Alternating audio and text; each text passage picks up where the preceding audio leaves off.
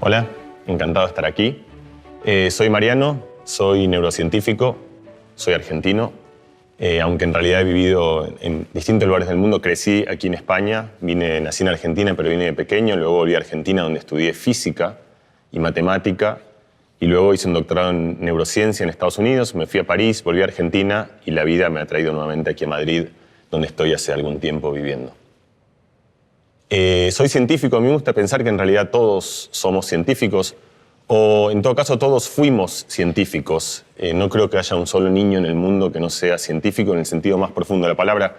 Todos los que tenemos relaciones con niños o los que recordamos nuestra vida de niños sabemos que estamos obsesionados por entender cómo funcionan las cosas, por preguntar por qué, cómo es esto, y casi tratando de construir teorías que nos permitan entender lo desconocido. Vamos recorriendo por un mundo que no entendemos y tratamos de darle significado, de darle sentido. Así crecemos algunos. A mí me gusta pensar que la ciencia es una manera de perpetuar ese oficio, de seguir haciéndose preguntas, de seguir tratando de entender el universo y el mundo que nos rodea. Y hay científicos de muchos tipos distintos. Hay científicos que miran el universo más lejano con sus telescopios y apuntan tratando de entender cómo empezó el universo. Hay científicos que miran en lo más profundo de la Tierra, geólogos que tratan de descubrir, hacen agujeros cada vez más y más y más grandes y miran con sus máquinas increíbles para tratar de entender el misterio del viaje al centro de la Tierra. Hay químicos que tratan de entender cómo es la materia cuando se está haciendo más y más y más pequeñita. Luego estamos nosotros, de una manera que los que somos, cuando digo nosotros, digo los neurocientíficos, los psicólogos, la gente que estudia la ciencia del comportamiento, pero también un rango muy grande de gente que a lo mejor no se declara como científico, pero yo creo que lo son, como los escritores, la gente que hace cine, de alguna manera los cocineros, que lo que tratamos de entender es a nosotros mismos. Tratamos de entender cómo sentimos, cómo, por ejemplo, en el caso de los cocineros, cómo experimentamos los sabores, qué cosas nos conmueven, qué cosas no nos conmueven, por qué decidimos como decidimos, porque a veces estamos frente a una situación en la cual sentimos que no podemos avanzar o que no podemos resolverla, por qué siempre hay algún tipo de gesto que nos hace reír, por qué soñamos, por qué olvidamos los sueños, por qué aprendemos y por qué dejamos de aprender. Y son preguntas que nosotros, los neurocientíficos, en algún lugar hemos convertido, hemos mezclado el oficio de la ciencia, de hacer experimentos para tratar de construir teorías, para tratar de asignar significado, a una ciencia sobre nosotros mismos. Y hace algún tiempo, yo diría más o menos unos 40 años, pero la frontera es ambigua, hubo un cambio enorme, pasó algo, hubo un descubrimiento tecnológico. Imagínense, para poner otro ejemplo que creo que es más claro, los filósofos y los naturalistas discutieron sobre el universo por años y años. ¿Éramos el centro del universo? ¿Era el Sol el centro del universo? A lo mejor ni siquiera el Sol era el centro del universo. ¿La Luna giraba alrededor nuestro? ¿Nosotros girábamos alrededor de la Luna? ¿Qué eran esas cosas que parecían estrellas pero no lo eran? Y todas esas preguntas sobre las cuales la gente hablaba y conversaba y discutía, en algún momento dejaron de ser preguntas de café porque se inventó el telescopio. La gente empezó a mirar y vio las lunas de Júpiter o vio distintas estructuras astronómicas, y eso permitió resolver una conversación de café en una conversación que estaba basada en datos, en la cuales teníamos evidencias que nos permitían validar algunas teorías y refutar otras. De la misma manera, hace de vuelta unos 40 años, en realidad más, yo diría hace más o menos hace unos 100 años, pero por eso es una frontera ambigua, porque como todo en ciencia fue cambiando progresivamente y es difícil poner una fecha exacta, tuvimos una suerte descubrimos, es decir, un conjunto de gente fue descubriendo progresivamente una suerte de telescopio que permite mirar dentro de nuestro cerebro mientras pensamos, mientras dormimos, mientras recordamos, mientras nos emocionamos. Hacía tiempo nosotros sabíamos que el órgano del pensamiento era el cerebro, pero nunca habíamos visto el cerebro funcionando, y nunca habíamos visto el cerebro funcionando mientras una persona piensa, sueña, imagina o tiene distinto tipo de emociones o de sensaciones o toma decisiones. Estas herramientas hoy son populares, se llaman, por ejemplo, la resonancia magnética funcional, la electroencefalografía. Y de vuelta, a mí me gusta pensarlas como telescopios que permiten observar el cerebro mientras el cerebro está funcionando. El cerebro está compuesto por millones y miles y cientos de miles de millones de neuronas. O sea, es un órgano tremendamente complejo. Es casi imposible entender el cerebro en un detalle preciso y exquisito en el que entendemos toda la orquesta funcionando. Pero dentro de esa gran complejidad, uno empieza a encontrar patrones. Uno empieza a encontrar que hay ciertas cosas que suceden en el cerebro cuando una persona está haciendo algo. Hay un cierto patrón de actividad cerebral que se corresponde con cuando estamos durmiendo. Hay un cierto patrón de actividad cerebral que se corresponde con cuando estamos soñando. Hay algunas regiones del cerebro y algunas formas de actividad dentro del cerebro que se expresan en el momento que formamos una memoria y se expresan distinto además si esa memoria, por ejemplo, es aversiva o es traumática o es triste o es dolorosa. Hay ciertas regiones del cerebro que se expresan en el momento en el que entendemos algo. Todos hemos estado sentados delante de un problema y en un momento lo entendemos, descubrimos, tenemos la sensación de que de repente todo toma sentido.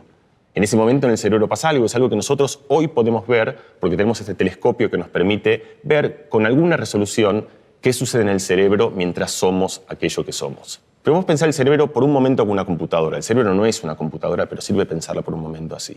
Esa computadora en un momento se enciende, números, ceros y unos, y hay un código.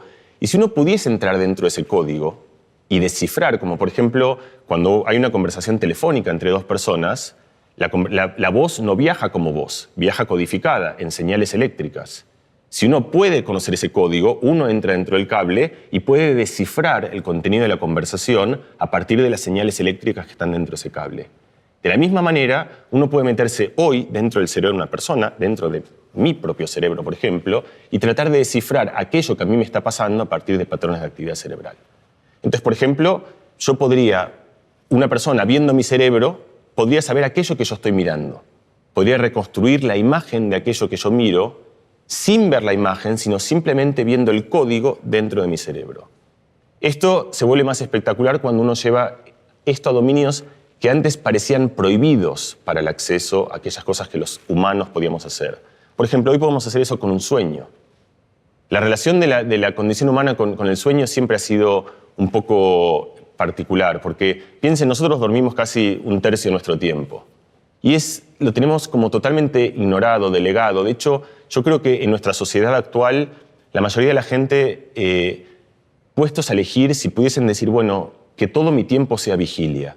Si yo pudiese tomar una pastilla que me permita levantarme 15 segundos después de empezar a dormir y que me levante fresco y descansado, parece como que la vida sería mucho mejor, porque uno en vez de tener 18 horas tendría 24 y la vida se expandiría.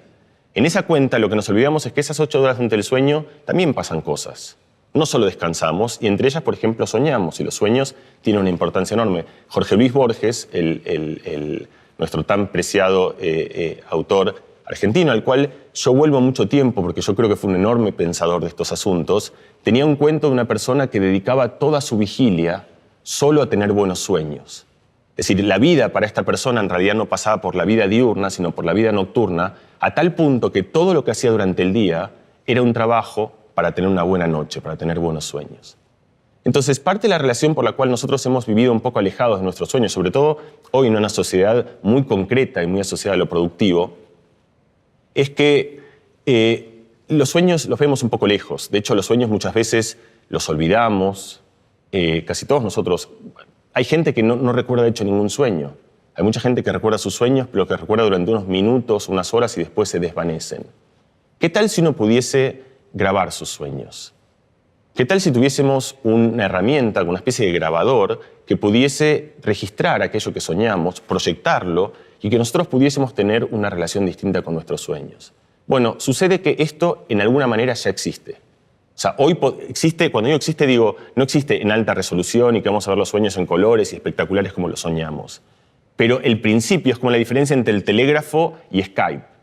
El principio de que podemos, a partir de la actividad cerebral, registrar aquello que estamos soñando para después accederlo nosotros mismos y vincularnos con aspectos de nuestra identidad que estaban relegados, hoy forman parte no de la ciencia ficción, sino de la ciencia y de la tecnología. Hace algunos años han proliferado enormemente lo que llamamos pacientes vegetativos o pacientes comatosos.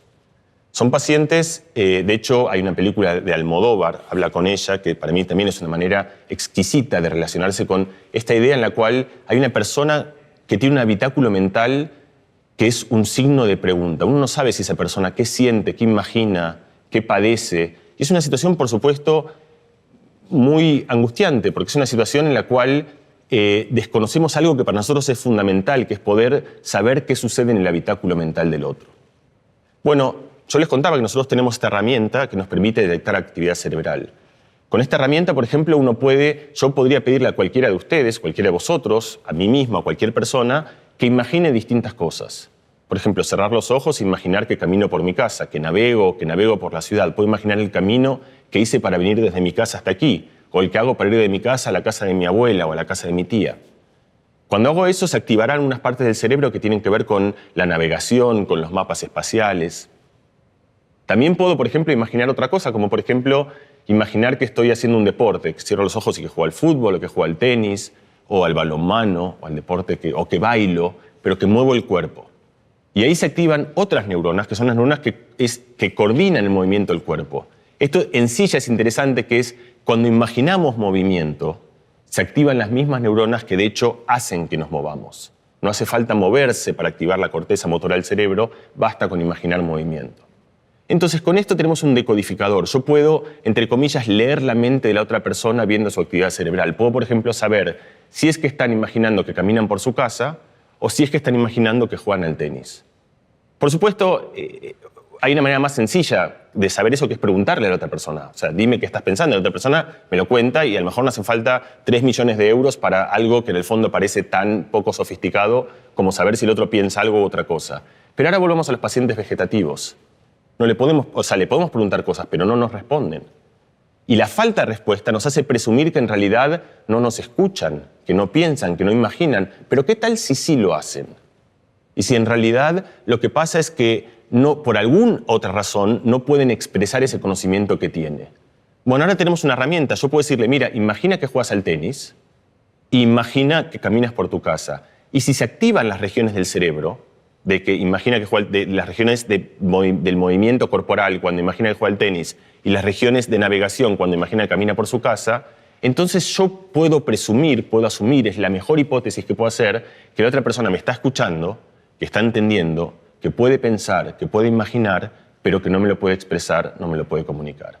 Y si tengo esto, y ahí el científico en un momento se convierte en ingeniero, uno puede decir, bueno, tengo un protocolo de comunicación muy sencillo, muy rudimentario, pero puedo decirte, mira, cuando me quieras decir que sí, imagina que juegas al tenis. Cuando me quieras decir que no, imagina que caminas por tu casa. Entonces, me gustaría presentarles este ejemplo porque yo creo que refleja lo que para mí es la esencia de por lo menos por qué a mí me interesa hacer esta ciencia. Que es que yo pienso que nosotros, en última instancia, estamos todo el tiempo intentando comunicarnos, intentando entender al otro. Entonces, la neurociencia, a mí me gusta pensarla, y de vuelta es una de las maneras de pensarlas, como una herramienta, así como el telescopio nos permitía entendernos mejor con el universo en el cual estamos, entender que en el fondo somos un pequeño planeta, en un pequeño sistema solar, en una pequeña galaxia, en el medio de la nada. Pensar que la neurociencia también nos permite, de alguna manera, salir de esa pequeña esfera que nosotros nos construimos cuando vivimos siempre dentro de nuestro propio pensamiento para quizás, ojalá, relacionarnos y comunicarnos mejor con los otros. Y esto me lleva a lo que un poquito nos trae aquí, que es la idea de la educación, que es, ¿acaso no hay ninguna empresa, no hay ningún emprendimiento humano que sea más relevante en el tratar de entendernos y en el tratar de entender al otro que la educación? Piénselo, la escuela, en realidad nosotros estamos acostumbrados a que haya escuela, que haya colegio. Es algo que pasa en casi todos los lugares del mundo, en maneras con ciertas diferencias, pero con enormes similitudes. Es un enorme experimento colectivo. Quizás sea el experimento colectivo más grande que hayamos hecho los seres humanos en la historia de nuestra vida. Hemos dicho, ¿qué tal si empezamos la vida de esta manera? Y entonces lo que yo les propongo, lo que los invito, es que entre las miles de ventanas abiertas, desde la pedagogía, desde la política, desde la filosofía, desde la sociología, desde las ciencias de la educación, pensar una pequeña ventanita para pensar la educación que es desde la ciencia que estudia el órgano que en última instancia aprende, que es el cerebro. Reflexionar cómo todo lo que hemos aprendido del cerebro puede quizás ayudarnos a entender un poco cómo mejorar la educación. Hola Mariano, yo soy Luis y mi pregunta es cómo piensan y se comunican los bebés y qué podemos hacer para entenderlos mejor. Yo pienso que entender el pensamiento de los bebés es el oficio de cualquier padre. Es algo que hemos hecho y es una pregunta que nos hemos hecho siempre. Uno dice, bueno, llora porque le duele algo. Pero en realidad uno no lo sabe eso. Uno es la mejor hipótesis que puede ser diciendo, bueno, en realidad le duele el estómago o llora porque está celoso.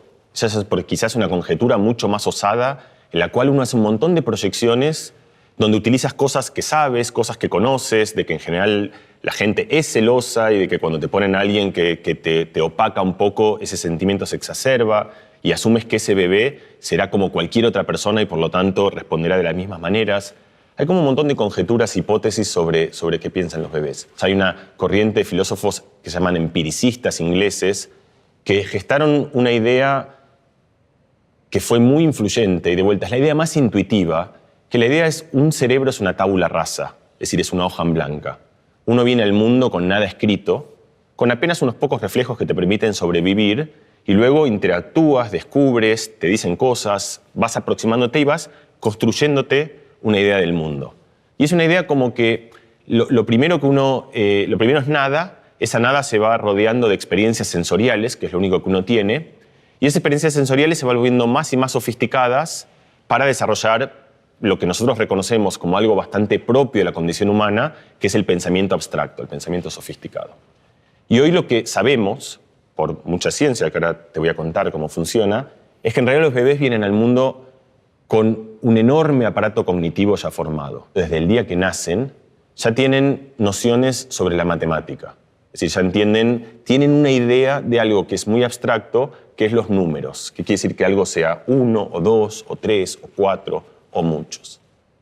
Entonces, la primera pregunta para mí es ¿cómo uno haría para saber eso? Porque tú le puedes preguntar a un bebé, dime, el 2 es par, por ejemplo, y las chances que tienes de que un bebé recién nacido te responda a eso, no hace falta haber hecho mucha ciencia para entender que es un camino sin ningún vía de salida. Tú le puedes preguntar, dime, 2 es más que 1, y llorará. O sea, que es lo que de hecho un bebé debería hacer si tú le haces esa pregunta. Entonces, por ejemplo, resulta que los bebés comunican, como todas las personas, muchísimo de aquello que saben y de aquello que conocen con los ojos. Porque los humanos suelen mirar aquello que les interesa y suelen esquivar la mirada de aquello que no les interesa. Y eso es algo que viene muy de fábrica y por lo tanto los bebés ya muy pequeños tienen ese tipo de comportamiento. Yo puedo imaginar el siguiente experimento. Te voy a mostrar cosas. Entonces te mostraré, por ejemplo, 3 patos, 3 círculos, 3 cuadrados grandes, 3 planetas. Son todas imágenes distintas, grandes, pequeñas, de colores, en blanco y negro. Todo cambia todo el tiempo, pero hay algo que es común, que es que siempre son 3. Y de repente te muestro 7, no sé, manzanas. El momento que te muestro 7 manzanas, tú, que eres un adulto y que tienes noción de número, entiendes que algo ha cambiado. Te está mostrando 3, 3, 3, 3 y de repente te mostré 7. La pregunta es, ¿un bebé se ha dado cuenta que algo cambió? Si se da cuenta, es que entiende que dentro de todo ese universo de cambios que había, donde cambiaba el tamaño, el color, dentro de todo ese cambio, cada imagen cambiaba, de repente hubo algo mucho más fundamental y mucho más abstracto que cambió, que en vez de ser 3 objetos, resultan ser 7. Y resulta que cuando haces ese experimento con un bebé, siendo un bebé recién nacido, o sea, un bebé con... Y después, cuando digo un experimento, es algo muy inocuo, porque lo que uno está haciendo es mostrándole cosas y mirándolo, y viendo cómo reacciona, te darás cuenta que en el momento en el que cambia el número, los bebés cambian la mirada, cambian la atención, cambian la postura, y por lo tanto nos están enseñando a nosotros que ellos se dieron cuenta que las cosas habían cambiado de 3 a 7, y nos están enseñando a nosotros que para distinguir estos conceptos tan abstractos, de hecho es tan abstracto que si tienes que explicarle a alguien lo que significa el 7, es dificilísimo, porque tú dirás, bueno, el 7 es eso, es 7.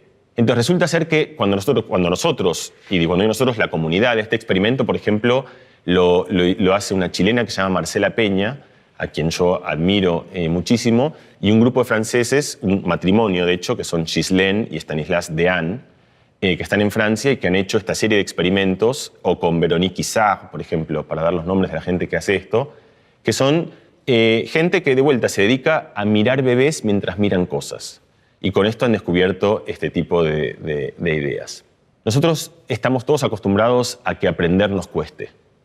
De hecho, es la arquiesencia de la educación. Si nosotros vamos al colegio a hacer algo que a veces es placentero, pero que en general significa un esfuerzo. Aprender las cosas que aprendemos en el colegio o fuera del colegio. Aprender un deporte, aprender un instrumento. Es decir, requiere un esfuerzo que nosotros conmensuramos mucho. La excepción notable a esto es el lenguaje.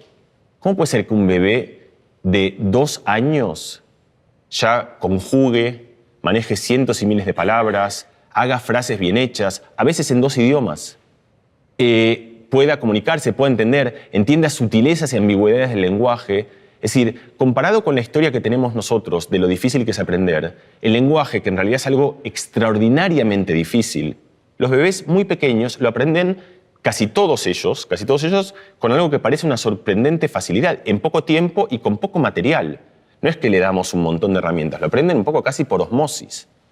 Entonces, muchos científicos, entre ellos el más famoso fue Noam Chomsky, tenían la idea, que otra vez es una idea que va contra la idea de la tabla rasa, contra la idea del empiricismo, de que la razón por la cual los bebés aprenden tan fácil el lenguaje es porque ya vienen muy preparados para el lenguaje.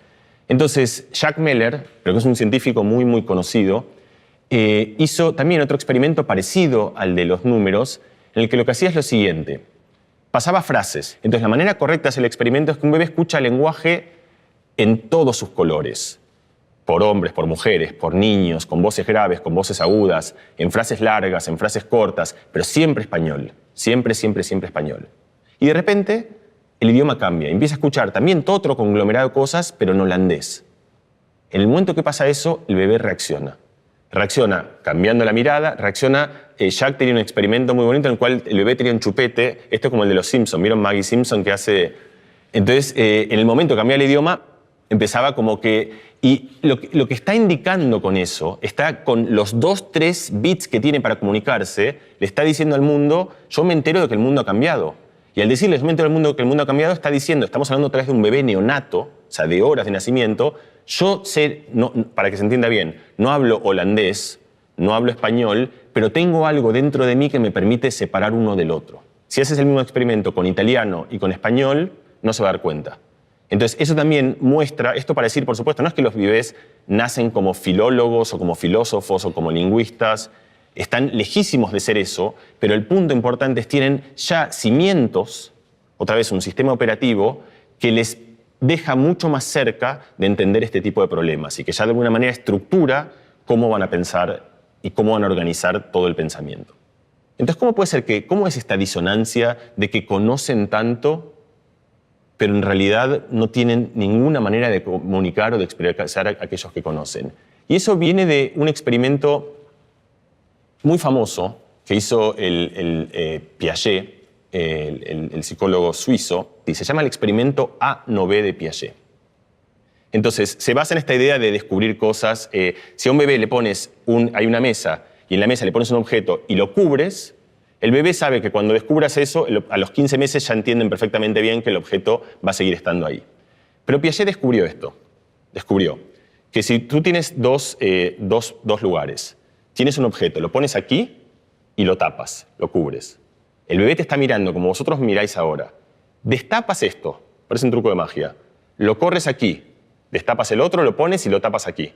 O sea, el objeto primero lo puse aquí, lo tapé, luego a tus ojos, o sea, mientras lo veías perfectamente, lo destapé, lo cambié de lugar y lo puse en este lugar. La pregunta es qué hacen los bebés de 15 meses. Y los bebés de los 15 meses en todo el mundo lo que hacen es esto. Lo van a buscar al lugar en el que estuvo antes. O sea, y hacen así, de hecho se sorprenden en el momento como... Y uno se pregunta, ¿cómo puede ser que no te... O sea, lo he hecho delante de tus ojos, te lo cambié, te lo puse al otro lado. Digo, ¿cómo puede ser que no entiendas y que no sepas que en realidad está ahí? Y Piaget lo interpretó siempre en esta línea de los bebés todavía no entienden la idea abstracta de los objetos. Y en realidad, una mujer que se llama Adele Diamond, un tiempo después haciendo un experimento, descubrió que en realidad el experimento de Piaget, como les digo, funciona de manera universal, pero la interpretación y la explicación de Piaget era incorrecta. Y la manera que Adele Diamond descubrió esto es lo siguiente, que es que cuando uno pone el objeto aquí y luego lo cambia al otro lado, los bebés efectivamente van a buscarlo al sitio donde estaba, pero si uno mira con cuidado descubre algo muy interesante, que es que hacen esto, pero con la mirada van al otro lugar. Eso quiere decir que los bebés entienden, y después hay un montón de experimentos mucho más sutiles que ahondan en esta idea, que es como hoy sabemos que funcionan las cosas, que es que los bebés saben que está ahí, pero no pueden actuar sobre esa información. Y esto es una idea que creo que es una idea muy pertinente y relevante sobre cómo ha cambiado la concepción de cómo funciona el aprendizaje, ya no el aprendizaje escolar, sino el aprendizaje muy temprano, que es que muchas veces lo que los niños, cuando hablo de los niños, en este caso hablo de niños muy pequeños, pero esto se extiende y hasta se extiende de vuelta hasta la adultez. Muchas veces el aprendizaje no consiste en adquirir conocimientos nuevos, sino en poder utilizar aquellos conocimientos que ya tenemos. Los bebés son, a esa edad, los bebés pequeños, los bebés entre 1 y 2 años, entienden perfectamente un montón de cosas, pero no tienen todavía un sistema que se llama sistema ejecutivo y que se forma en la parte, yo me señalé aquí porque se forma en la parte más frontal del cerebro, en lo que se llama la corteza frontal y la corteza prefrontal, que tiene que ver con poder controlar nuestro propio pensamiento. Yo sé que está ahí, pero igual de cualquier manera no puedo evitar el programa que ya tenía de ir a buscarlo al otro lado. Y nuestra comprensión hoy de cómo funciona el desarrollo cognitivo en los niños más pequeños es que en realidad tienen muchísimo más conocimiento del que pensábamos siempre que tenían, pero tienen muy poco desarrollado el sistema ejecutivo y por lo tanto no son capaces de utilizar ese conocimiento de una manera que sea útil o pertinente o funcional para las cosas que hacen. Hola Mariano, mi nombre es Andrea y mi pregunta es sobre algo que dices en tu libro y que también comentas con otros profesores, y es que los niños son grandes maestros. ¿A qué te refieres con esto? ¿Es algo que tiene una base científica o es una frase hecha? Empecemos por un punto de partida que es bastante, creo que todos lo entendemos, que es que compartir conocimiento es una pulsión humana muy fuerte en los adultos, o sea, en nosotros mismos. Si no, no existiría Instagram, o sea, y no existiría Twitter y no habría redes sociales. Es decir, el gran éxito de las redes sociales tiene que ver con que nosotros, para realmente sentir la experiencia de algo, tenemos que compartirla con alguien. Entonces, esto llevó a todo un grupo de científicos.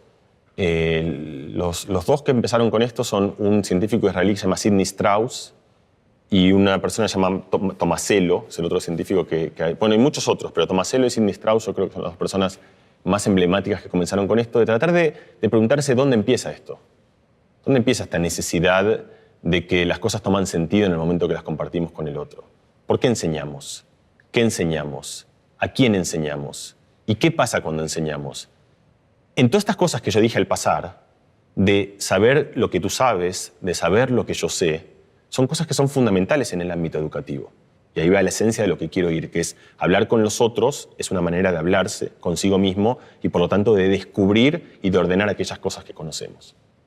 Entonces, dentro del aula, el ejercicio de lo que se llama metacognición, que es una palabra difícil para decir conocer aquello que yo realmente conozco, y teoría de la mente, que son 3 palabras no tan difíciles para decir conocer lo que la otra persona sabe y lo que la otra persona no sabe, están en el cimiento, como en la especie de la trama, los ladrillos fundamentales de todo el proceso de las comunicaciones educativas.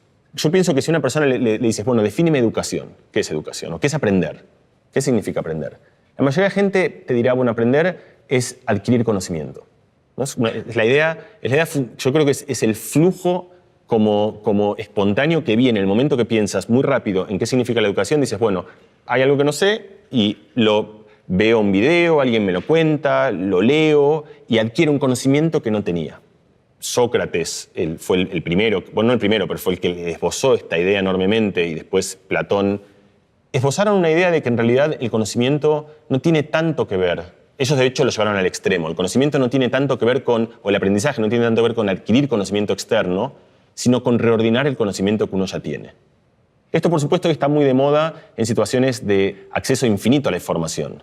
O sea, hoy dices, bueno, yo tengo internet y tengo toda la información, ponle que tengo contacto a internet, la manera de aprender y descubrir cosas ya no es ganar más información, sino es aprender qué es importante, qué tengo que vincular con qué de toda esta información es relevante para la pregunta que me acaban de hacer.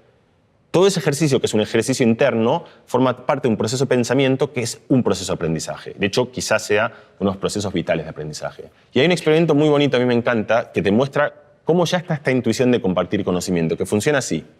Un adulto está sentado frente a un bebé y en un momento, mientras está sentado, se le cae algo. se pierde y por lo tanto, y no lo ve. El bebé lo está mirando. Hablábamos, la educación parte de una situación de disparidad de conocimiento. El bebé sabe algo que yo no sé. A mí se me ha caído algo, este niño que tiene 1 año apenas, entonces lo busco y lo que típicamente hacen los bebés es apuntan al lugar en el cual se me ha caído. En el momento que apuntan al lugar que se me ha caído pasa algo que otra vez pasa desapercibido, pero a mí me parece extraordinario. Primero, ¿por qué lo hace? O sea, nadie le pidió que me enseñe algo. Me está diciendo algo que yo no conozco. Se da cuenta que hay algo que yo sé, que él sabe que yo no conozco y tiene la motivación, la intención, el deseo de resolver eso. Para mí, ese es un gran maestro. Tiene 1 año, no habla, no sabe lo que es la pedagogía, no ha estudiado nada todavía, pero tiene adentro suyo la virtud y el potencial de un gran maestro. El experimento es aún más bonito porque si yo tiro deliberadamente el objeto y lo miro, con lo cual el bebé ahora sabe que no hay disparidad de conocimiento, o sea, que yo esa información no tengo, entonces ya no apunta hacia ese lugar. O sea, solo apunta y me da esa información cuando entiende que esa información él la tiene, pero yo no la tengo, y tiene la motivación y la pulsión por resolver esa disparidad de conocimiento. Estamos hablando de un bebé de meses, un bebé de 1 año que con lo único que tiene, que es la capacidad de apuntar, es el pequeño rudimentario lenguaje que tiene, me lleva a resolver esa situación. Nosotros lo que hacemos es, hacemos experimentos en los cuales le enseñamos cosas a niños y después los ponemos en una situación en la cual le pedimos a estos niños que le enseñen esto a otro niño. Entonces, y estudiamos cuándo lo hacen, por qué lo hacen y qué pasa en el momento en que lo hacen.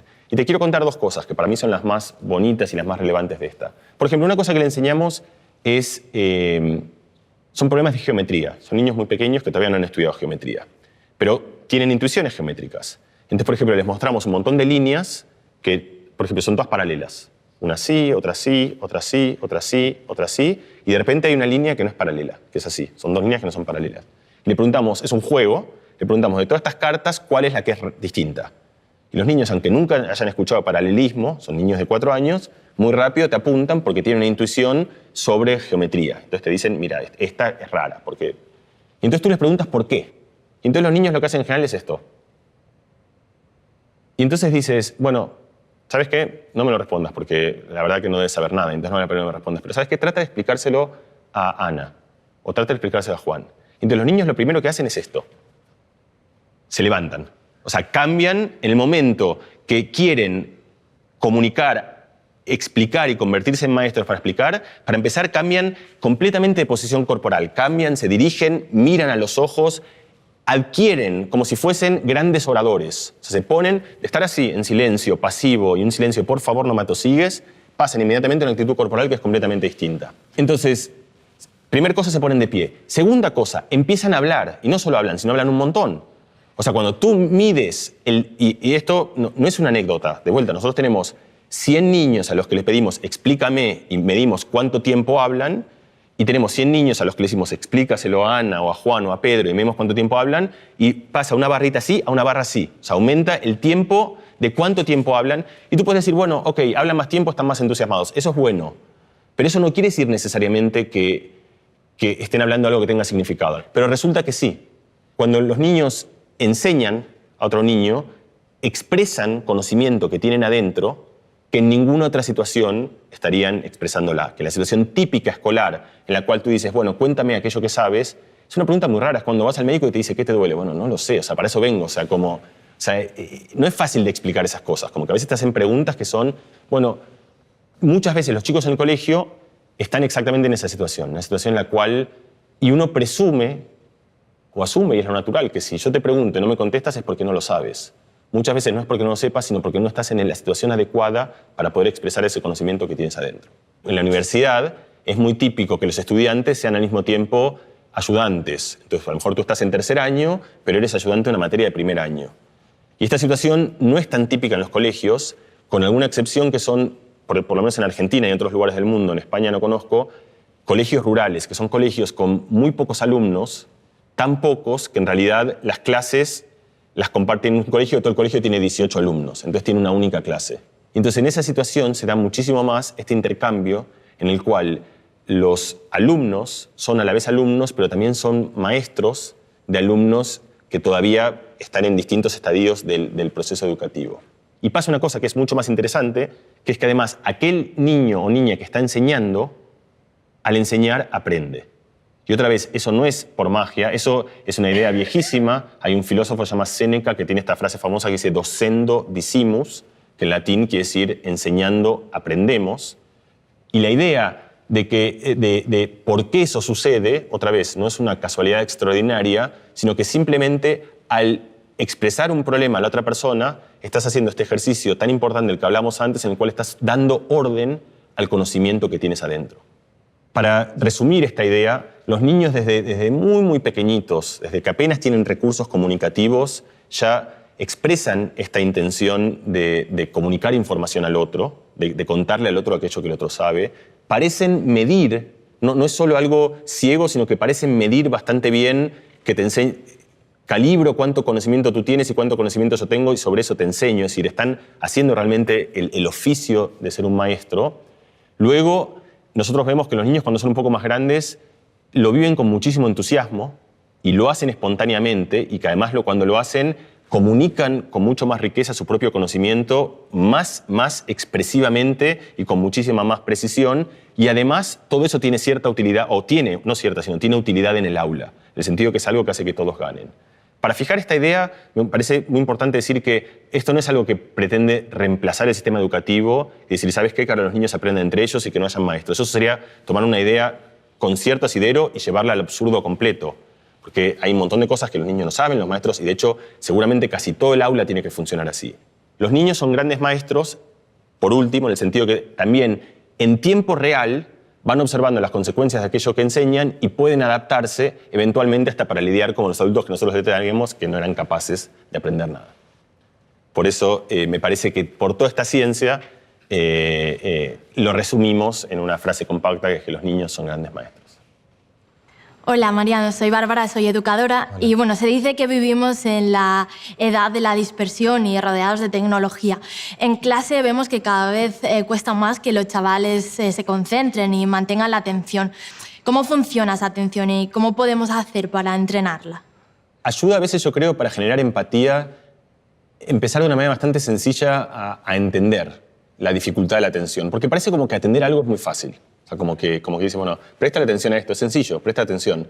Bueno, no es tan sencillo. La gente dice presta atención como suponiendo que basta con quererlo para hacerlo, como que es una cosa que es gratis. Y a mí me gustaría como ir contándote que no es así para tratar de entender justamente el dónde a veces puede ser que falle más y cómo hacer en algunos casos para poder intervenirlo.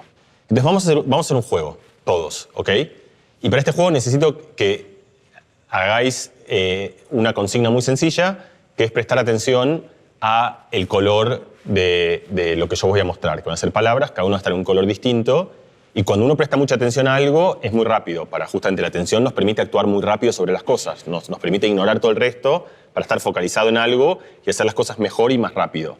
Entonces, bueno, esto funciona así, yo voy sacando palabras y me tenés que decir el color de esto, ¿vale? Me voy a poner de pie, que va a ser más sencillo. Entonces, ¿de qué color es esto? Vale, está bastante bien, pero creo que lo podemos hacer mucho mejor. Entonces vamos a hacerlo otra vez. Ahora ya sabéis que es rojo, entonces es más fácil todavía, ¿vale? Pero vamos a hacerlo un poquito mejor todavía, pero bueno, vamos. Sois un público estupendo. Este no aquí. Entonces vamos a hacer ahora este. Y ahora, ¿de qué color es esto? Amarillo. Ahora voy a sacar una al azar, así me lo decís, no sabéis si es rojo o amarillo, son los dos. Amarillo. ¿Alguien dijo rojo o no? ¿Ah? Rojo. Rojo, amarillo. Vale, podemos hacerlo todavía más rápido. Y yo voy a seguir sacando aquí mis recetas. Y este es mi favorito. Verde. Ojos verdes, ¿verdad? Vale. Y entonces ahora vamos a hacerlo con 3. Amarillo.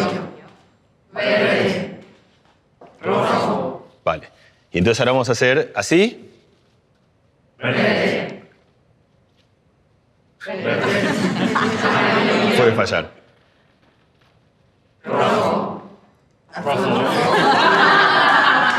Bien, funcionó. Puede fallar, pero no falló. Bueno, estáis todos suspendidos. Adiós, nos vemos ¿Te das cuenta? Bueno, ojalá. Mira, este experimento es muy famoso. Es un experimento, tiene el nombre del que lo hizo, que se llama Stroop. ¿Y por qué lo hago? ¿Qué quiero contaros? Primero, lo que te dije al principio, a lo cual quiero volver. O sea, uno dice, mira, si me dices presta atención al color, es muy sencillo, presta atención al color y punto. Sin embargo, aquí estoy diciendo presta atención al color y estoy compitiendo con algo contra el cual la escuela os dijo durante 3 años préstale atención a esto, lee. Si ves letras, léelas, si ves letras, léelas, si ves letras, léelas, no dejes de leer. Y entonces nos han martillado tanto, y por suerte, bien, para que podamos leer, que eso es algo que está como si queréis, grabado muy profundo, en circuitos que atraen la atención muy rápidamente. Por eso, dicho sea de paso, y está bien, está últimamente siendo muy revisado el tema de qué tipo de anuncios tienen que haber en la vía pública. Porque si tú vas conduciendo, la instrucción, por supuesto, es presta atención al tráfico, que es lo que tienes que hacer para que la conducción sea más segura. Pero si yo te pongo 18 cosas que compiten con tu atención y que son enormes atractores de la atención, ahora vamos a ver cuáles son, entonces te estoy poniendo en una situación que es muy difícil. Entonces, lo que yo quería con esto es mostraros que algo que parece tan sencillo como presta atención al color de algo, que uno diría, si a mí me lo dicen, lo hago. O sea, soy adulto, yo tengo muchos años, he aprendido mucho, fui a la universidad, me dicen, presta atención al color de algo, debería poder hacerlo. Y sin embargo, no es así. Entonces, lo primero que a mí me parece que ojalá esto funcione es generar un poquito de empatía y comprensión con cualquier niño al que le cuesta prestar atención a algo. Prestar atención a algo es difícil. Es lo primero que hay que entender, no es fácil. Es fácil decirlo, es difícil hacerlo. Y sobre todo es difícil hacerlo cuando hay muchas cosas que compiten por esa misma atención. ¿Y qué compite por esa atención? Depende de quién somos, de cuántos años tenemos, del mundo interno que tengamos. Porque aquí os mostré, por ejemplo, una competición muy sencilla que es entre el color y la lectura. Aquí hay 2 canales. ¿Qué tiene de bonito el experimento de Stroop? Que es, queremos 2 respuestas distintas. Queremos decir azul por el canal de la lectura y queremos decir rojo por el canal de los colores. Entonces, eso genera confusión. Pero yo os pedí ignorar todo lo demás y prestar atención solo al canal de los colores, y sin embargo eso es difícil.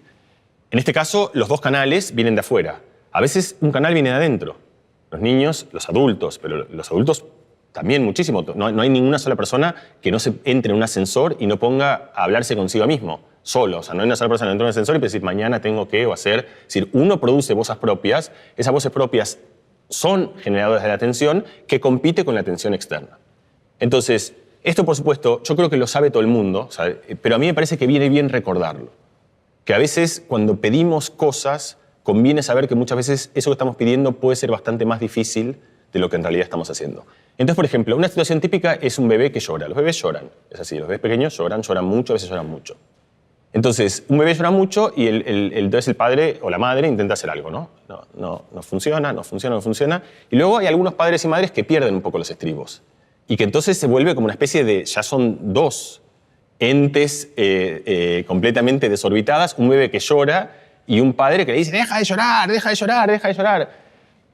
Pero, señora, no puede dejar de llorar. O sea, usted le está pidiendo algo que a lo mejor no puede hacer. Lo que muchos padres descubren es que si en vez de decirle, deja de llorar, fíjate, cuando deja de llorar, ¿qué es lo que le estamos pidiendo? Deja de prestar atención a aquello a lo que estás atendiendo, que es un mal sentimiento, y concéntrate en otra cosa. Piensa en algo bueno. ¿Cómo decirle? Bueno, vale, pero ¿cómo hago? Yo tengo 8 meses para salir de un pensamiento obsesivo en el cual estoy y ir hacia otro lugar. Bueno, lo que casi todos los padres descubren espontáneamente, los que no lo descubran, le viene bien que alguno se los diga, es que mucho más fácil que pedirle que voluntariamente salga de eso es presentarle algo que compita por la atención. Como por ejemplo, ¿has visto esto? ¿Has visto esto que está aquí? Y muchas veces, no siempre, porque si el dolor responde a algo muy genuino, el llanto responde a algo muy genuino, como por ejemplo un dolor muy fuerte, algo así, seguirá llorando, pero muchas veces cuando simplemente era la persistencia de un pensamiento el cual no podían dejar de atender, inmediatamente dejan de llorar como si no pasó nada. Tú te dices, deja de llorar, llora, mira esto, y se acabó el llanto. Entonces, ese ejemplo me parece que tenemos que tenerlo muy guardado por todo el resto de la trayectoria educativa, porque eso refleja justamente 2 componentes muy distintas de cómo funciona la atención. Hay un científico que se llama Michael Posner, y la pregunta que se hizo exactamente es, ¿cuáles son las piezas del Lego de la atención? O sea, para atender a algo, ¿qué hace falta? Porque muchas veces se confunde el léxico popular con distraído, atención, con cosas más precisas de la mecánica para articular la atención. Entonces, lo primero, que es casi con cualquier proceso, es para atención hay que poder ir hacia algún lado, llevar la atención hacia algún lado, hay que poder sostener la atención, o sea, una vez que estás en algún lado, poder quedarte ahí. A muchos chicos no les cuesta tanto ir, pero les cuesta quedarse. Y luego, es el caso que vamos a ver, hay que poder salir de eso, ir hacia otro lugar. Muchos chicos les cuesta, una vez que están en un lugar, poder salir de ese lugar, ir hacia otro lugar. Ir, quedarse irse. Muy sencillo. Es como cualquier viaje que hacemos tiene esas tres partes. Vamos a algún lugar, nos quedamos en ese lugar, eventualmente entendemos que es suficiente y nos retiramos.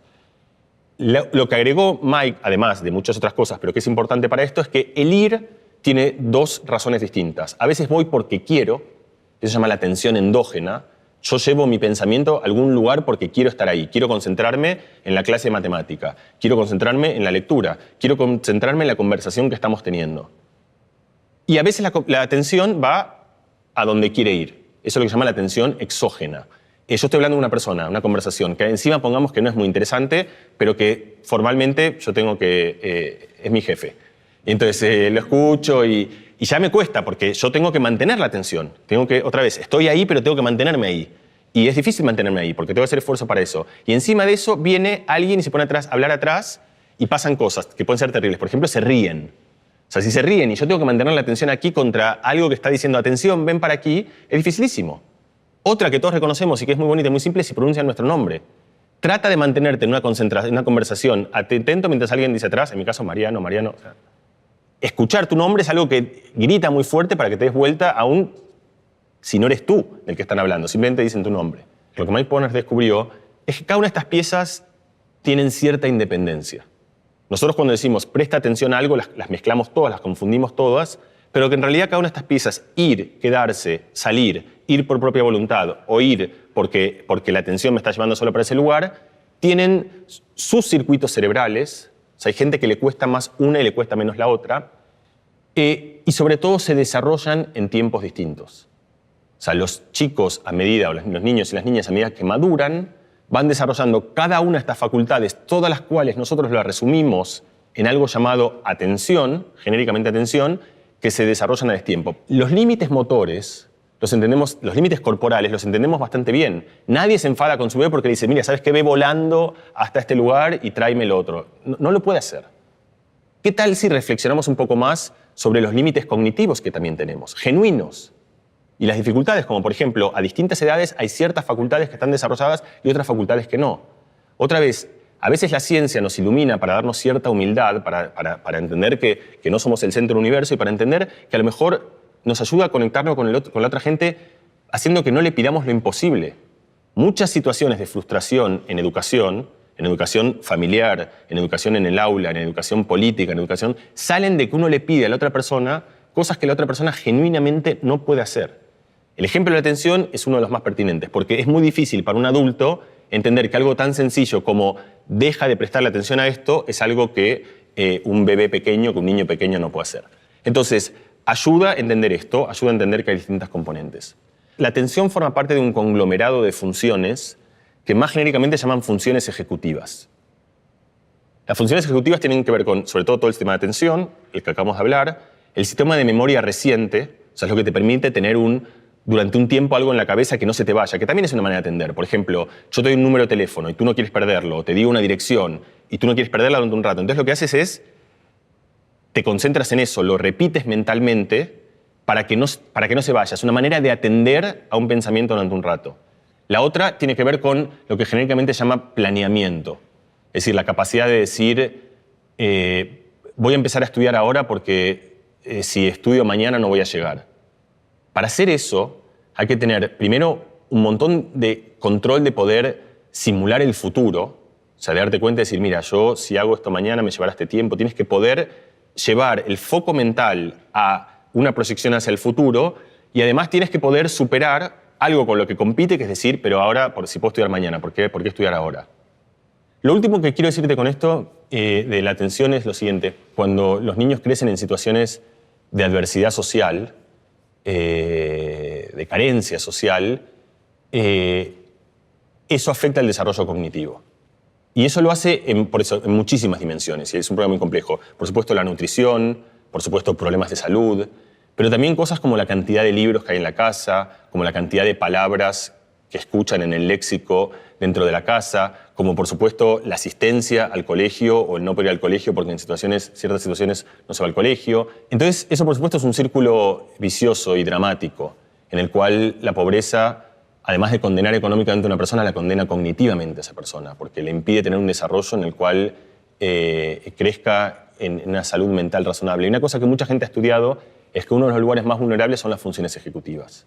Si los chicos que crecen en situaciones muy adversas socialmente crecen con déficits en general muy severos en el desarrollo de funciones ejecutivas. Y esto se sabe que tiempo después afecta mucho en una enorme gama de cosas que tienen que ver con la vida. Por supuesto les va peor en el colegio, pero además se enferman más, además tienen menos probabilidad de tener trabajo, además tienen mayor probabilidad de terminar en prisión. Por supuesto son estudios muy complicados porque hay muchas cosas que se mezclan al mismo tiempo y no tiene que desgranarlos, pero hay muchísimos estudios bien hechos en los cuales muestras que si aún separas todos los otros factores que de por sí son nocivos y tóxicos, solo el retraso o el déficit que un niño que crece en niña que crece en esas circunstancias tiene el desarrollo de funciones ejecutivas hace que tenga una desventaja enorme en la vida futura. Algunos elementos de la atención, algunos sí y otros no, se pueden trabajar. Y se pueden trabajar, es decir, se pueden mejorar. Hay ejercicios que son, de hecho, parecidos a esto que acabamos de hacer, donde trabajas con el conflicto, donde tienes que llevar y aprendes en general a manejar tu propio pensamiento. Como aprendes a tocar una guitarra o como aprendes a tirar una pelota de básquet, también aprendes a que el pensamiento no se te vaya por ahí y poder controlarlo para luego hacer lo que quieras, incluido si quieres que se vaya donde quiera, pero ser libre tú de hacer lo que quieras y no ser una víctima de donde eventualmente la distracción te lleva a lugares que te hacen sufrir y padecer. ¿Cuál es una de las mejoras? Si tengo poquísimo dinero, lo consigo en un lugar, ¿qué es lo más efectivo que puedo hacer? De las cosas más efectivas es trabajar en niños muy pequeños en el desarrollo de funciones ejecutivas. Eso les va a dar una libertad que no va a resolver, por supuesto, todas las dificultades de la vida que se vengan luego de eso, pero que le va a dar muchísimas más alas para progresar en una situación libre y justa en el desarrollo de toda su educación y en general el desarrollo de la vida. Entonces, las funciones ejecutivas se entrenan y además hay cierta necesidad imperativa de entrenarlas para lograr, no sé, un mundo que sea un pelín más justo, aunque sea. Hola Mariano, me llamo Raúl y me gustaría saber si de verdad es más complicado aprender a tocar un instrumento o hablar otro idioma cuando eres adulto. La respuesta corta es no. Es muy parecido a aprender de adulto que de niño, pero esto requiere una explicación porque ninguno lo siente así. Entonces, si yo te digo no, es una respuesta insatisfactoria porque bueno, vale. Entonces, vale la pregunta que tú me harías y que yo mismo me hago de entonces por qué parece así tan evidentemente. Entonces, la respuesta a eso es, primero, que hay algunas cosas que sí son más difíciles de aprender de adulto. Es decir, no es exactamente igual. Hay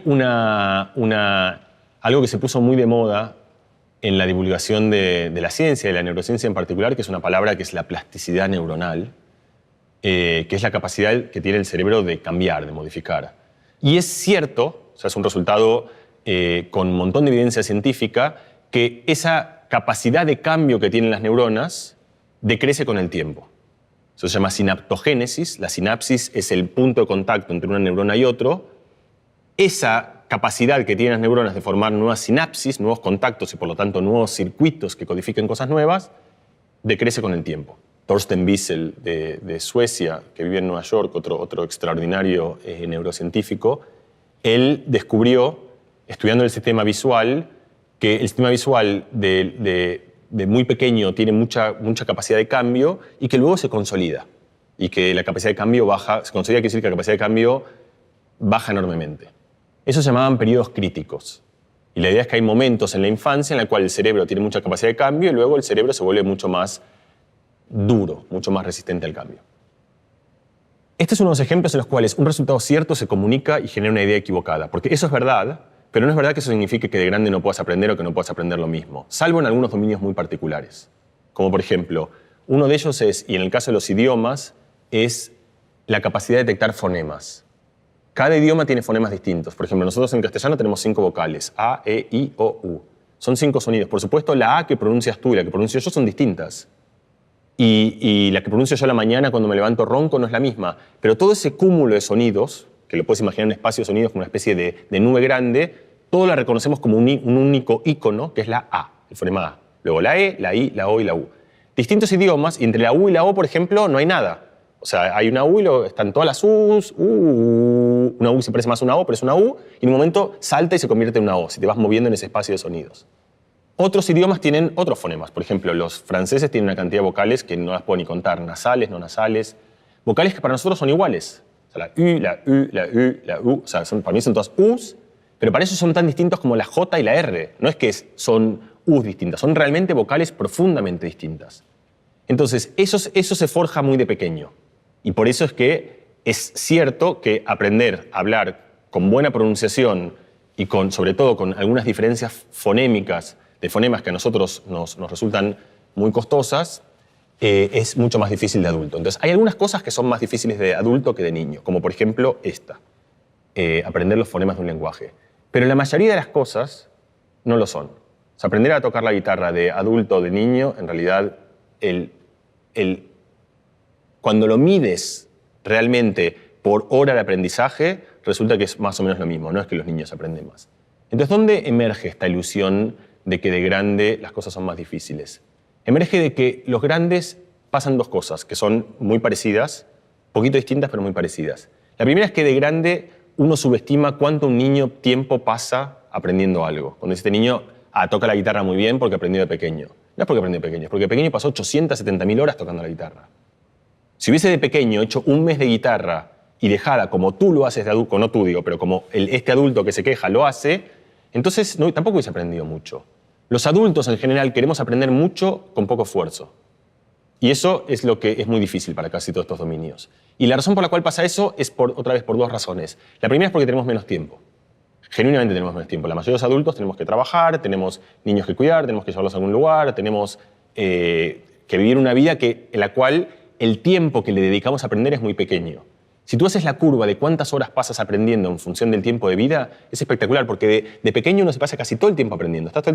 Lo único que hace un niño es aprender. Es su oficio, es un aprendedor. O sea, no hace nada más que aprender. Luego va al colegio, aprende, hace otras cosas, pero sigue aprendiendo cosas. Aprende deporte, aprende música, aprende a relacionarse, aprende socialmente. Y luego en un momento adquieres un oficio y la mayoría de nosotros dejamos de dedicarle tiempo a aprender casi abruptamente. Tiempo de aprendizaje es 30 minutos por día. 20 minutos por día, 15 minutos por día. Entonces, uno le echa la culpa a su cerebro cuando en realidad debería echarle la culpa a algo muchísimo más sencillo, que es el tiempo que uno le dedica al aprendizaje. La diferencia más sustancial de cambio de aprendizaje entre adultos y niños es la motivación. Muchas veces la motivación no es propia. De hecho, los adultos hacemos eso con el trabajo. No todos los adultos aman su trabajo, pero casi todos los adultos van y pasan 8 horas en su trabajo. Sin embargo, muy pocos adultos pasan voluntariamente 8 horas tratando de aprender el violín, o aprendiendo ruso, o aprendiendo a pintar. Está estudiadísimo que si tú compensas por ese factor, y tú dices, bueno, ¿cuánto aprendo por tiempo y por motivación, que son variables bastante parecidas? Un adulto aprende casi lo mismo que un niño.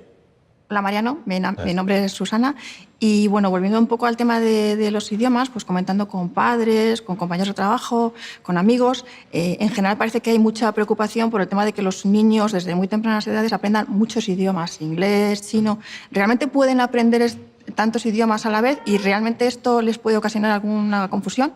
Por supuesto, esta pregunta es una pregunta que viene como todas las preguntas sobre nosotros mismos, que viene con intuiciones y consejos.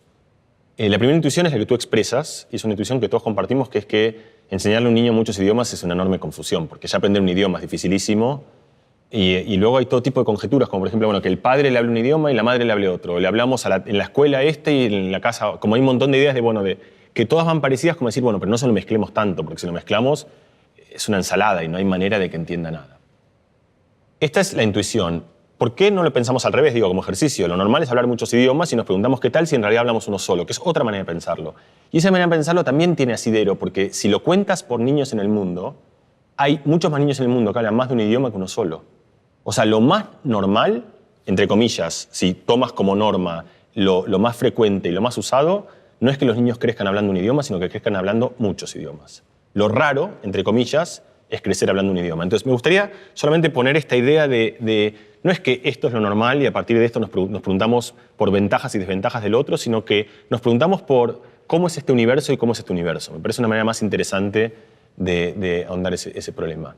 Ahora, en cómo funciona la parte cognitiva. Es decir, solamente en el estudio, que hay miles de estudios sobre bilingüismo en casos muy distintos. Por supuesto, España o como Canadá, que son países que tienen un bilingüismo, que tienen fluctuaciones muy grandes de bilingüismo, con regiones mucho más monolingües y regiones bilingües de distintos tipos, han sido lugares que han estado muy a la avanzada de la investigación en bilingüismo. Los grandes pensadores del bilingüismo, de la ciencia del bilingüismo, se han forjado muchos aquí. El bilingüismo confunde mucho menos de lo que la gente pensaría. ¿Cómo se hace eso? Estudias niños que crecen en ambientes monolingües o niños que crecen en ambientes multilingües, bilingües o trilingües, y vas estudiando los distintos hitos del desarrollo del lenguaje, que son muchos. Por ejemplo, cuando dicen sus primeras gesticulaciones, a, igual, más o menos al mismo tiempo. Cuando empiezan a decir las primeras palabras, más o menos al mismo tiempo. Cuando empiezan a conjugar, cuando empiezan a comprender el lenguaje pero no hablarlo. Los bebés empiezan mucho antes a entender el lenguaje antes de poder producirlo, lo tienen. Todos esos hitos del lenguaje, cuán bueno es su lenguaje, cuán rico es, cuán avanzado, cuántos errores gramaticales tiene de un tipo y de otro. Cuando mides las trayectorias con muchísimo cuidado entre niños monolingües y entre niños bilingües o trilingües, encuentras que son casi exactamente iguales, con alguna diferencia que es la riqueza léxica. La cantidad de palabras del lenguaje, que es el léxico, es una de las cosas en las cuales los niños multilingües tienen menos en promedio que los niños monolingües. Con la salvedad de que si agregas el léxico en los dos idiomas, entonces la cantidad de palabras que tienen ya no es menor. A veces es mayor, a veces es igual. También esta investigación ha derribado algunos mitos, como por ejemplo, es una idea muy intuitiva esta que te contaba de que conviene separárselo, para que entiendan, bueno, este es el francés, este es el castellano, o este es el inglés, entonces te lo separo, por ejemplo, en casa se hable uno, afuera se hable otro, mamá habla uno, papá habla otro, bueno, eso no hace falta. Eso se sabe porque, por ejemplo, hay ejemplos de multilingües donde son multilingües porque los padres son distintas nacionalidades y hablan distintos idiomas, o hay ejemplos de multilingüismos muy típicos en España donde los dos padres hablan los dos idiomas. Por ejemplo, hablan catalán y castellano y alternan entre uno y otro, o hablan gallego y castellano y alternan entre uno y otro. Y entonces son dos casos muy distintos, porque en un caso el padre siempre habla en un idioma y la madre en otro idioma, en otro caso los dos hablan los dos. Y uno diría, bueno, el segundo puede que los confunda más. Tampoco. O sea, y eso es bastante interesante porque los niños muy pequeños, hay estudios preciosos que muestran que viendo la cara de alguien saben qué idioma está hablando. O sea, si tú pones una persona hablando en francés y la subtitulas en inglés, a un bilingüe se sorprende, como hay cara de hablar francés. O sea, que es una cara de... Ya pones la cara de una manera que... Y son pistas muy sutiles que otra vez es como toda la magia de la percepción, no la magia, lo extraordinario de cómo funciona la percepción y la inferencia a partir de pistas mínimas, donde cuando habla un niño muy pequeño de 1 año, todavía no habla, no necesita que le digas, mira, el francés es aquí y el inglés aquí, o el francés aquí y el castellano aquí, porque eso lo hace solo. Ya viendo cosas como la curvatura de la boca y una cantidad de cosas, ya adivina de, bueno, esto es un canal y este es el otro canal. Hay bastante evidencia, pero con cierta controversia, de que el bilingüismo ayuda a las funciones ejecutivas. Es decir, te ayuda esta capacidad de saltar y voluntariamente de controlar el saltar de un lenguaje al otro, se va del dominio del lenguaje y hace que un chico sea mejor en saltar de un problema al otro. Es decir, estoy en matemática, paso a geografía, estoy en matemática dividiendo y tengo que multiplicar, o estoy haciendo esto pero tengo que llevar la atención ahí. Todo eso que tiene que ver con gobernar y llevar tu pensamiento de un lugar al otro, hay mucha evidencia que muestra que los chicos bilingües mejoran esa facultad. Entonces, desventajas muy pocas, ventajas muy probablemente. Yo creo que es bastante claro desde la ciencia que el bilingüismo esencialmente no tiene ningún riesgo, esencialmente si acaso tiene ventajas. Ahora, otra vez, es muy importante poner el contexto en las cosas, porque lo que estamos hablando aquí y donde están construidos estos estudios es en chicos que lo que estamos hablando es ¿qué pasa si un chico crece 24 horas escuchando un idioma o crece 24 horas escuchando 2 idiomas? Eso es muy distinto que cuando uno piensa el bilingüismo en el colegio. Porque el bilingüismo en el colegio lo que tienes ya no es que escuchas los 2 idiomas y eres muy hábil y has tenido un montón de entrenamiento en esos 2 idiomas, sino que tienes mucho de uno y un poco de otro. Que en el colegio hay toda una realidad de circunstancias que hacen que la inclusión de 2 idiomas traigan problemas prácticos. Un ejemplo de eso es si tú lees un texto en inglés y hablas mal inglés, en general la gente no entiende nada del contenido. Y no entiende nada del contenido por una buena razón, que es que toda la atención y todo el esfuerzo está en la traducción. Si tú le estás enseñando a alguien en un idioma que lo habla pero mal, la comprensión va a ser mucho peor. Entonces, ahora viene la pregunta difícil. Es una pregunta que yo no puedo responder, porque es una pregunta que no es la ciencia, es decir, no es una respuesta que venga solo de la ciencia, es una respuesta que combina un montón de cosas, combina nociones de política educativa, las nociones de qué queremos que el colegio resuelva, incluye nociones de qué tipo de sociedades queremos construir, Es decir, decidir si el colegio tiene que ser bilingüe o no, en qué dosis, no va a salir de lo que yo te cuente de los chicos no se confunden de pequeños. La ciencia muestra que los chicos no se confunden de pequeños, pero la ciencia también muestra que aprender algo en un idioma que hablas más o menos te quita un montón de comprensión. Entonces, hay una decisión que es de política educativa, que es qué priorizas. Nosotros sabemos, es un hecho, que si para ti es importante que los chicos aprendan 2 idiomas y lo pones con suficiente énfasis en el colegio, lo van a aprender. Eso no va a venir sin costo, por supuesto. Y eso va a depender de las condiciones que tengas para hacerlo. ¿Tienes suficientes maestros que puedan hablar en ese idioma y que lo puedan hablar bien? ¿Tienes un currículum? Es decir, hay un montón de consideraciones que vienen ahí que son decisiones prácticas y pertinentes para tomar esa decisión. Entonces, como es un tema, de vuelta, muy sensible y es un tema que mezcla ciencia con cosas que no son ciencia, me parece que estas cosas hay que aclararlas cada una en su lugar. El mensaje de la ciencia es, si creces con 2 canales abrumadores de lenguaje, aprenderás los 2 casi en los mismos tiempos. Y además, casi con certeza te llevarás unas ventajas de eso. Luego, si te preguntas cómo pasa cuando esto empieza a diluirse en una realidad educativa, hay un montón de consideraciones a las cuales yo pienso que tenemos que ser mucho más responsables y no irnos con una idea sencilla de la ciencia dice esto o he leído un artículo o un trabajo que me dice esto o lo contrario, sino hacer una reflexión como corresponde, que es mucho más integral, mucho más vasta y mucho más profunda. Vemos muchos adolescentes que abandonan los estudios en bachillerato, diciendo que les cuesta mucho estudiar y que no valen para eso, ¿no? Entonces, desde tu punto de vista, ¿realmente es así? ¿Hay algunos que valen y otros no a la hora de estudiar? Y para esas chicas y esos chicos, ¿qué pueden hacer para realmente aprovechar su potencial y seguir aprendiendo? Si algunos servimos o no para aprender, en primer lugar, todos, no hay una sola persona, y diría no hay un solo animal en el mundo que no aprenda. Es decir, en el sentido pero nadie, o sea, la capacidad de cambio y la capacidad de cierta adaptación y la capacidad de reaccionar y de modificar los comportamientos es la esencia de la vida, diría, esencialmente. Con lo cual, en primer lugar, esto me parece un punto muy importante, la frase corta de alguien no sirve para aprender es un disparate, es decir, no tiene ningún asidero, ¿no? Todo el mundo aprende, todo el mundo sirve para aprender. Luego, por supuesto, la pregunta en realidad se refiere a para aprender algunas cosas en particular, porque uno puede decir, bueno, yo no sirvo para las matemáticas, por ejemplo. Eso tampoco tiene ningún asidero, no hay ninguna persona que no sirva para las matemáticas. Sí es cierto que hay, y como todos sabemos, hay para cualquier facultad cognitiva hay distintas aptitudes. Luego hay algunas cosas generales que afectan a todo el aprendizaje, que son lo que llaman en general el temperamento. O sea, hay chicos que son más móviles, que no paran, otros que están más así todo el día, y eso es un rasgo. Hay chicos que son mucho más extrovertidos y por lo tanto les resulta fácil y natural conocer a aquellos que conocen. Hay chicos que son mucho más introvertidos. Y esas cosas, justamente se define así el temperamento como aquellas cosas que son muy difíciles de cambiar.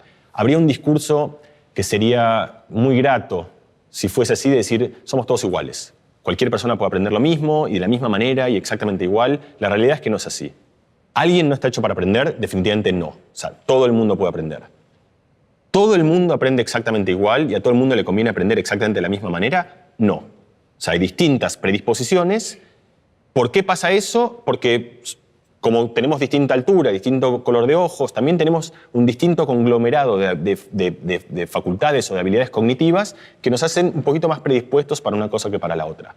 Segunda cosa importante de entender, que esto es mucho más fácil de verlo también en el dominio del cuerpo y del deporte que en el dominio cognitivo.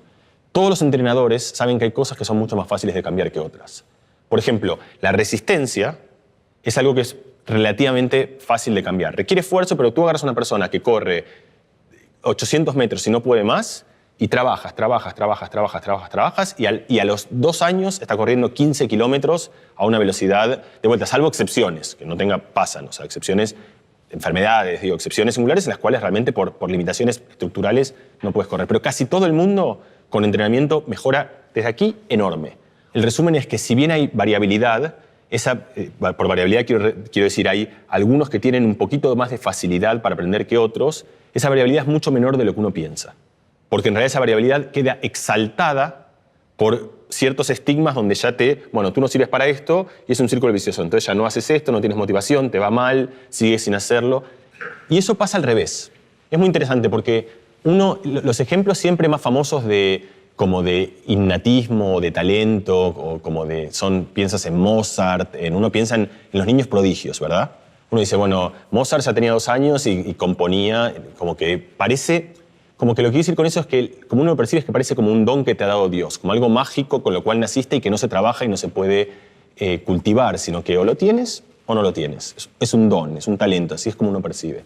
Entonces, ahí hay una cosa que es muy importante saber, que es este círculo virtuoso o vicioso, en el cual el momento que te ubican como que eres bueno a algo, entonces tú lo conviertes en tu lugar, es tu chiste, es tu gracia, es tu gratificación. El niño que empieza a hacer magia muy pequeño. Un día lo empezó. Tamariz, los grandes magos cuentan, no sé por qué empecé. Un día hice una magia, me funcionó y la gente le sonrió. Y entonces eso lo motivó y empezó a trabajar y le sonrieron más. Y entonces hace desde ahí hasta ahora 10 horas de magia entrenando por día y es el mejor mago de todos los tiempos, pero probablemente porque tenga alguna habilidad, pero sobre todo porque ha trabajado como un condenado en eso. Entonces, estos estigmas yo creo que son muy nocivos. Y creo que hay una idea instalada con cierta liviandad en ciertos ámbitos educativos para estar motivada, cada persona tiene que hacer lo que quiera. A ti te gusta, lo tuyo es bailar, baila, lo tuyo es cantar, canta, lo tuyo es hacer matemática, haz matemática, lo tuyo es la contabilidad, pero desde muy pequeño. A mí esa idea me parece, primero, que tiene muy poco fundamento. Yo entiendo la razón de esa y la comparto, o sea, sería muy bueno que cada uno haga lo que le guste hacer. Pero lo que me gustaría despertar aquí también es una nota de cuidado y de riesgo de decir, eso que parece de una enorme libertad también puede ser de un enorme estigma. Entonces, lo que quiero decir con esto es que el sistema educativo para mí no debería ser pasivamente seguir, ¿a ti te gusta esto? Bueno, haz esto. Sino tratar al revés, de insuflar e inculcar, el decir, no, pero mira, esto también es muy bueno y es importante que lo hagas. Y esto viene de la idea de, esto también lo puedes aprender. Y si te han dicho que no eres bueno para esto, es mentira.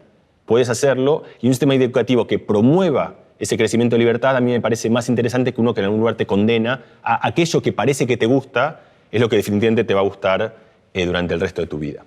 Y una última cosa que me parece interesante para esto, porque estos son casos, estamos hablando de distintos niños, de distintas situaciones, pero una que en algún lugar nos es común a todas. Hay una cosa que para mí, cuando yo la conocí, es muy bonita y me gustaría compartirla con vosotros aquí. Se llama en inglés el umbral correcto o el umbral ok. Y funciona así. Casi todos vosotros, bueno, asumo que vosotros todos leéis, sois lectores. No leíais cuando naciste, nadie nace leyendo. De hecho, es muy interesante porque la lectura es un invento cultural muy reciente. Ahí tienes, el cerebro tiene la capacidad de reciclarse. O sea, nosotros tenemos una eternidad aquí en el planeta y hace unos 5.000 años se le ocurrió a un grupo de gente, ¿qué tal si comunicamos significado con símbolos visuales?